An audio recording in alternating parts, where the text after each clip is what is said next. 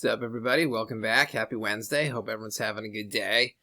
Still waiting on the interest rate announcement. That should be at around 1 Eastern in a couple hours, so not really too much news before then, but we still got a few interesting things to cover, so don't forget, hit the like and subscribe button. Follow me on Twitter at bencryptoshow, and let's begin.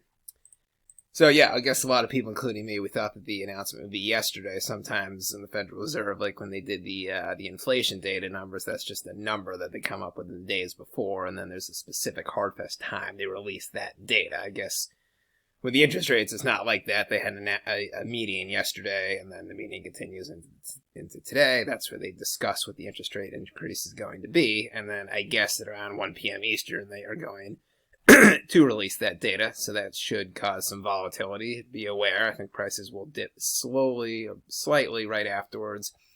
In the past, they've rebounded a couple hours later. I think that will happen again, but expect a lot of activity, volatility, noise in the next couple hours. Don't panic. Don't panic sell. Market today, not bad. Not much action going on, but BTC, 21,400, up a couple percentage points from yesterday. Ethereum still doing pretty good, right around 1,500. That's good.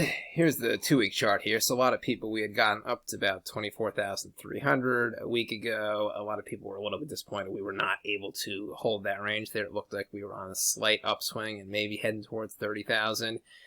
Then it went back down to where we are now, 21,400, but a lot of that was just uncertainty around the interest rate announcement, which, as we all know, the interest rate announcement 7 weeks ago, that was the one that caused the initial nuke from 30,000, eventually down to 17,000. So that's why everyone's been a little bit worried about this interest rate announcement, but I don't think too much is going to happen, so I think we'll be good. Everyone knows it's going to most likely be 75 basis points. So, just expect a slight dip right afterwards.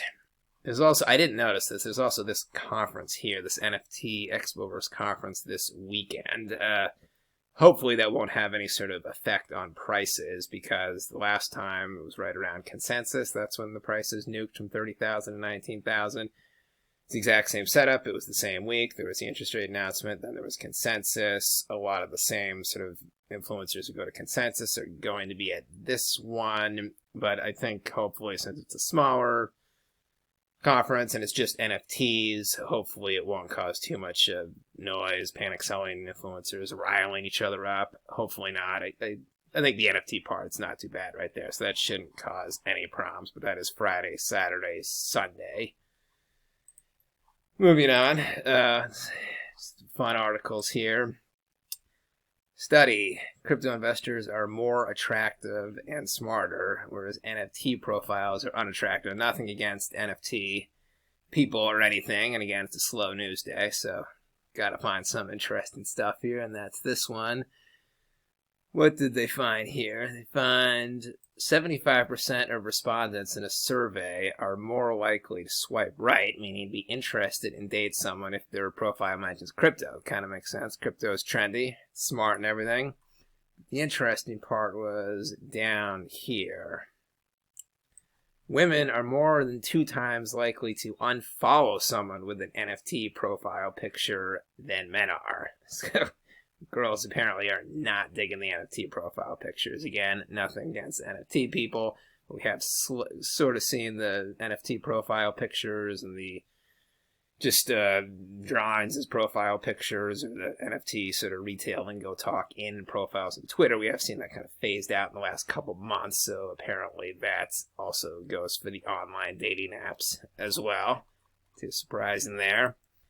What else? So there was the Elon Musk Wall Street Journal article on Sunday that was basically debunked, and then yesterday he put up this picture. He was partying with Sergey Brin, that's the Google founder that the Wall Street Journal article said that he was having an affair with, and then he put up this picture. He's partying with him on a boat a few days ago, this past weekend. So if the article was true, I don't think he would be partying with him. Both of them having a great time here on a boat. So, yeah, the article's basically been debunked. I'm only mentioning it because that is what caused the slight dip on Sunday. Right here, this kind of sort of slight nuke from like 22,200 to about 20,900. That was right after that article came out. You wouldn't think it would cause the dip, but the timing matches up, so that was that. appears that it was just a sort of a younger writer on the WSG who just wanted to make a name for himself. Don't know who his sources were, but appears to be inaccurate. It's been kind of a disaster for the journal this week. What else? Tether issues another rebuttal, denies Chinese commercial paper holdings. So Tether has described the rumors of its alleged exposure to Chinese commercial paper as false information. A statement Wednesday, the Tether issuer said, "Spreading false information is the biggest threat to the cryptocurrency industry that currently exists." I kind of agree with that, because panic selling is just much greater in crypto than it is in equities or anything else, and people get their information quickly from Twitter, online, the crypto media sources, so false information can induce people to panic sell. So yeah, that is something to watch for. He had said in the past that they believe a lot of hedge funds who are shorting Tether, they might issue FUD through Twitter and that sort of stuff, which is very plausible. Also, he pointed blame.